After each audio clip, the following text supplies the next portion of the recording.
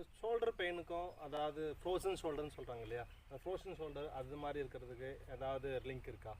கண்டிப்பாக shoulder pain நம்ம ஏற்கனவே சொன்ன மாதிரி சரியான முறையில் அந்த போன்ஸ்குள்ளே பார்த்தீங்க அப்படின்னா பிளட்டு ஃப்ளோவே இருக்காது, சுத்தமாக ரத்தம் உறைஞ்சு போயிருக்கும், கெட்ட ரத்தம் பிளட்டோடைய திக்னஸ் அதிகமாக இருக்கிறதுனால. ஸோ அதை நம்ம ப்ராப்பராக அந்த உடம்புல இருந்து அந்த பர்டிகுலர் பிளேஸ்லேருந்து எடுத்துட்டு புது ரத்தத்தை அந்த இடத்துக்கு ஓடுற மாதிரி நம்ம சேனலைஸ் பண்ணணும். அப்படி பண்ணலைன்னா அந்த ரத்தம் அந்த இடத்துல மேலும் மேலும் உறைந்து போய் அந்த ஷோல்டரை அவங்களால தூக்கவே முடியாது. ஃபார் எக்ஸாம்பிள் பார்த்தீங்கன்னா சில பேர் இந்த லெவல் தூக்குவாங்க, சில பேர் இந்த இடத்துக்கு கூட அவங்களால கை மூவ் ஆகாது. அப்படியே அந்த கப் அண்ட் ஜாயின் போனில் யாரோ வச்சு டைட்டாக லாக் பண்ண மாதிரி இருக்கும். ஸோ இந்த பாதிப்புகள் எல்லாமே ஆரம்ப காலகட்டத்தில் பேஷண்ட்ஸ் கவனிக்கும் பொழுது ரொம்பவே சுலபம். சரி, ரொம்ப நாள் ஆயிடுச்சு, ஒரு 2 இயர்ஸ் 3 இயர்ஸ் ஆயிடுச்சுன்னா கூட அது அட்லீஸ்ட் ஒரு 50-60% அவங்க வீட்டில் சில நம்ம சொல்லக்கூடிய பிளட் சர்க்குலேஷன் டெக்னிக்ஸ், சில உணவு முறைகள்